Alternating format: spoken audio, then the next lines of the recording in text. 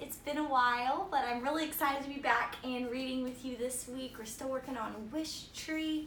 Last week, I didn't get a video out because I was traveling. I went to Arizona for the week of 4th of July, and boy, was it hot. So I'm so glad to be back in South Carolina, and I'm even gladder to be reading Wishtree with you today. I think Alice is going to come join us. Oh yeah, she's ready.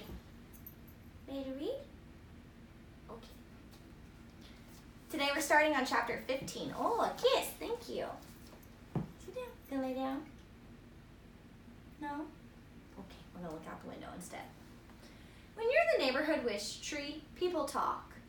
It didn't take long for folks to learn about the ugly word carved into my trunk. People stopped to stare. They gathered in little groups. They grimaced and shook their heads and murmured. By lunchtime, the police had arrived. If you remember, someone had carved the word leave into the trunk. I am not, as it happens, a stranger to law enforcement. A pair of calico kittens reside across the street. They love climbing up my trunk to my uppermost branches. Unfortunately, they don't love climbing back down. In the last 2 months, Lewis and Clark have been rescued twice by the fire department and 3 times by the police. Sandy and Max, the same police officer who'd rescued the kittens just last week, climbed out of their patrol car to check me out. They frowned. They searched the lawn for clues. They talked to passerbys and took photos. Bongo, I whispered. I'm an official crime scene. She was not amused. The owner of the houses, and therefore technically of me, was the one who'd called the police. Francesca, tall and thin, with short dove-gray hair, lived across the street. The blue and green houses had belonged to her family for generations. Francesca was also the owner of Lewis and Clark, my intrepid visitors. With a grim look on her face, Francesca strode across the street to talk to the police. Lewis and Clark squirmed in her arms. That tree, Francesca said to Sandy, who was taking notes on a little pad. It's been nothing but trouble for as long as I can remember. Francesca has never been the sentimental sort. She likes cats more than trees. To each her own, I happen to like trees more than cats. Oh, but people love the Wishtree, said Sandy. She looked me up and down, although I imagine it's a lot of work for you. Every year, the day after Wishing Day, I swear I'm going to cut that thing down, Francesca said. It was true, but I knew Francesca didn't mean it. She and I went way back. The cleanup isn't the worst of it, Francesca continued. The things people wish for. The craziness. Last year, someone wrote, I wish for chocolate spaghetti, in permanent marker, on a pair of underwear. Tossed it way up high. Chocolate spaghetti, Sandy said. I could get behind that. Craziness, I tell you. Francesca stared at me. It's just a tree, after all. Just a tree. Just a tree seemed a tad unfair, but Francesca looked tired and angry, so I tried not to take it personally. Sandy closed her notebook. People believe what they want to believe about trees. She stared at the newly carved word. About people, too. What now? Francesca asked. Don't know, Sandy said. The tree belongs to you, not the new family, and you've been here forever. Francesca smiled sadly. Suppose it could be me they're hoping will leave. They watched Max place a circle of yellow crime scene tape near my trunk, using metal stakes. Don't think so, Francesca, Sandy said. I wonder why they want the new family to leave. Max joined them. He stroked the kittens, who purred loudly. One problem, in terms of prosecuting anyone, he said, is the history of this tree. It's almost May, when people leave their wishes or whatever. Hard to say for sure this isn't part of the whole, tradition thing, he shrugged. That's assuming we figure out who did this, mind you. People are supposed to make their wishes on a rag or a piece of paper, not carve it into the trunk. That's why back in Ireland they call these raggy trees, Francesca said. Nowadays, a lot of people just tie a tag around a branch and write their wishes. She shrugged. In any case, leave is not a wish. It's a threat. It certainly is, Max agreed. Francesca nodded at the cracked and buckled walkways leading to both houses. Tell you one thing, Wishtree or not, this oak is destroying the walkways, messing with the plumbing too. Roots go on forever. She shook her head. Maybe it really is time to cut it down. No more leaves to rake. No more wishing day mess. No more of this. What are you barking at? Stop. Sit down. You're fine. Sit down. Alice. You're fine. Lay down. Goodness. I lost my place. Louis leapt from Francesca's grasp and dashed for my trunk. Sandy tackled him just in time. We'll finish up our investigation in a day or two and be out of your hair, Max said. Then you'll be free to do whatever you want with the tree. You know, Francesca said, taking Louis from Sandy, my father almost cut this tree down years ago. My mother wasn't having it. Family lore or something. Soft-hearted nonsense, she sighed. Guess it's up to me. Meantime, you keep us posted if anything else happens, Sandy advised. Francesca headed across the lawn, holding the kittens close. Leave, she murmured. What a world. What a world we live in. Chapter 16. When you're a tree, a phrase like cut it down is bound to get your attention. Francesca had hinted at such things before, but always in jest, after a long October afternoon raking my newly shed leaves into crisp hills, or after a particularly messy wishing day, or after stepping on my acorns in bare feet. I felt bad about the walkways. It's an occupational hazard. To stay alive, I need a vast network of roots, and roots can be surprisingly strong. Did you hear that? Bongo asked, watching Francesca enter her house. She sounded serious this time. I've heard it all before, I said. Unfortunately, the newbies heard her too, Bongo said. Bongo calls every fresh crop of babies newbies. She pretends to be annoyed by their antics, but I know better. Listen, Bongo urged. Sure enough, I could hear the baby skunks wailing from their hidden nest under the porch. But we love Red, Mama, one of them cried. Hush, their mother, fresh-baked bread, scolded. It's the middle of the day. You're supposed to be asleep.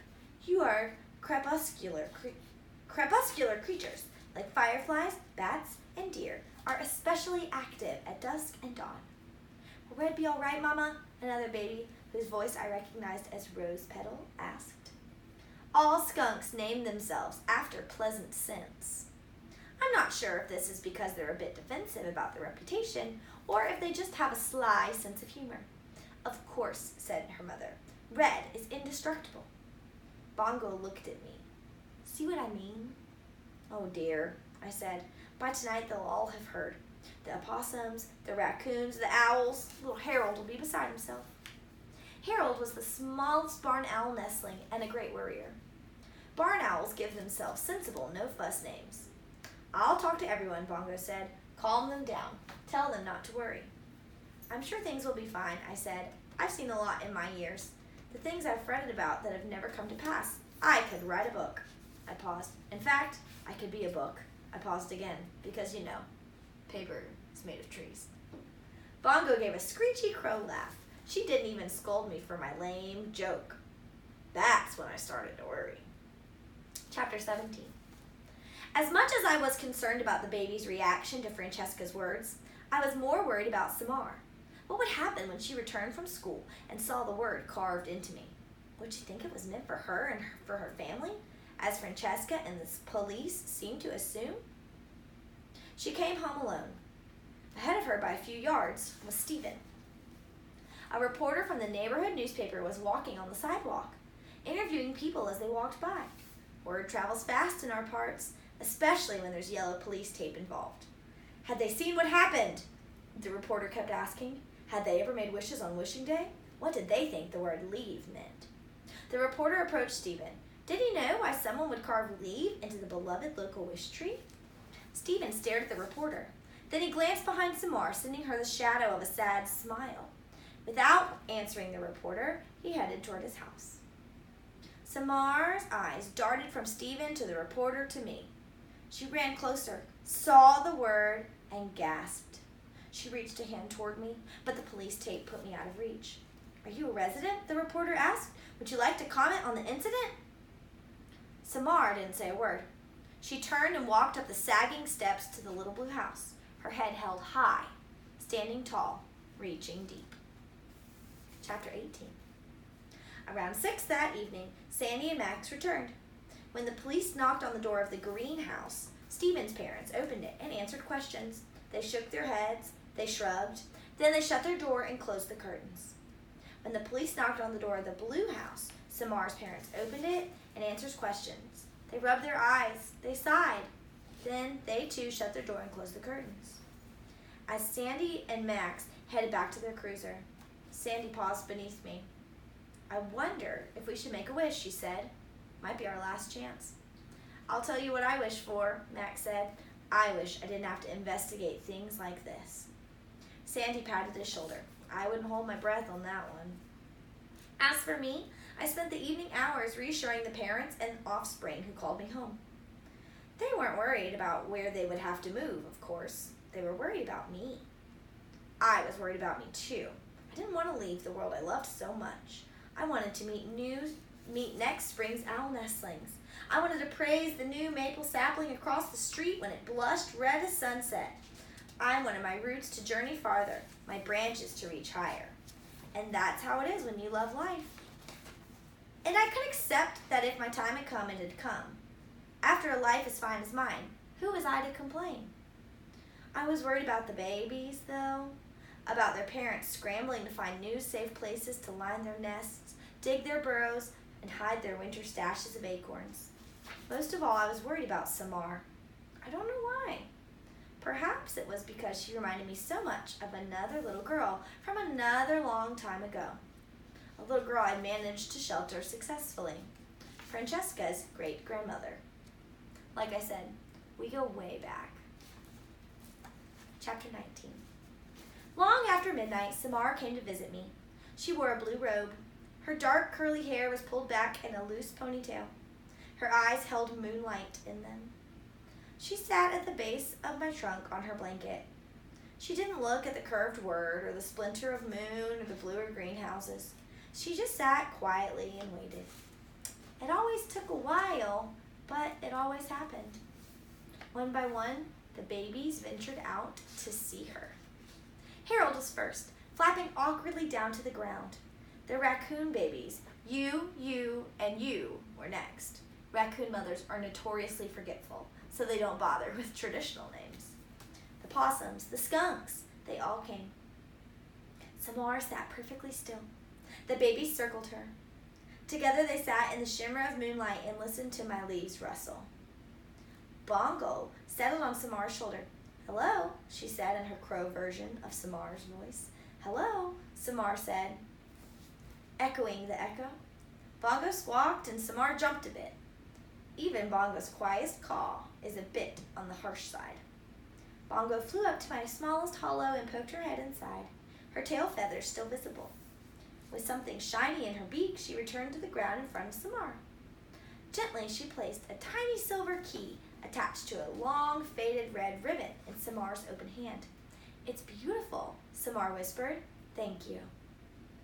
Bongo bent forward, wings spread, in a sort of bow.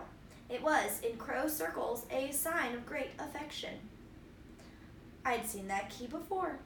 Bongo had inherited it from her mother. Crows live in extended families, and they pass information across generations. It didn't surprise me that Bongo still had the key, or that she decided to give it to Samar. And the sweet calm, surrounded by everything I loved, moonlight, air, grass, animals, earth, people, I wondered with a pang how much longer I would be able to savor such moments. I wondered, too, if I'd done enough for the world I loved. It was something I'd asked myself before, but impending death was a way to focus your attention. Sure, I'd provided plenty of shade, made oceans of oxygen for people to breathe, been a home to an endless parade of animals and insects. I'd done my job. A tree is, after all, just a tree. Like I'd told Bongo, we grow as we must grow, as our seeds decided long ago. And yet, 216 rings, 864 seasons, and still something was missing. My life had been so safe. Upstairs, a curtain in the greenhouse moved. Behind it, Stephen was just visible, watching us. I knew what he was thinking. One of the advantages of being a good listener is that you learn a great deal about how the world works. In Stephen's eyes, in the same way he looked at Samar that afternoon, I saw something I'd seen many times before. A wish. And we all know the Wishtree knows a lot about wishes. So we're ending today finishing up chapter 19. So next time I read it to you guys, we're going to start on chapter 20. I'm loving this story so far. And while I read, I couldn't help but think, how does Samar feel knowing that someone in her community is not happy that she and her family are there? And I wonder, as we get ready to start a new school year coming up not too soon in August, I hope that students at our school don't feel that way. As you know, we all have new friends who are joining our classes this year. We're in new classes with new teachers. So hopefully this book is going to teach us a nice lesson about welcoming people who might be different than us. I wonder what Stephen's wish is, and I wonder if it has to do with Samar. Gonna have to meet up with me again soon to keep reading the Wishtree. Bye guys.